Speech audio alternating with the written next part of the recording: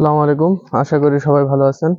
আমি এখন আছি প্যারিস রোড, যেটার আসলে নান্দনিক একটা ভিউ। এখানে মানুষ বিকাল হলেই মানুষের সমাগম শুরু হয়ে যায়।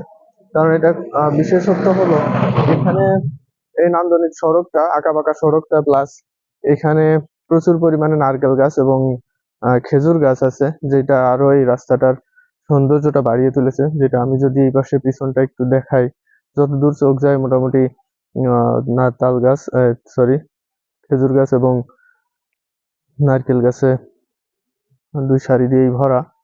তো বিকাল হলেই এখানে মানুষ আছে, এবং এই পাশটা দেখতে পাচ্ছেন যে এখানে সরিষা ক্ষেত, এবং যখন সরিষা ক্ষেতে আরো এর সৌন্দর্য বাড়িয়ে তুলছে এই সড়কটা।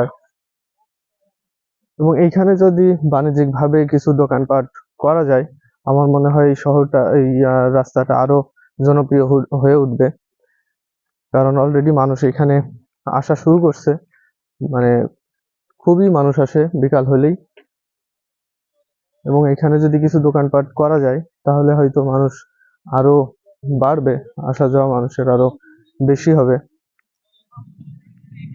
এখন আসলে সময়টা সকালের সময়, এই জন্য খুব বেশি মানুষের সমাগম নাই, শুধু গাড়ি ঘোড়া যাওয়া আসা করছে, এই তো।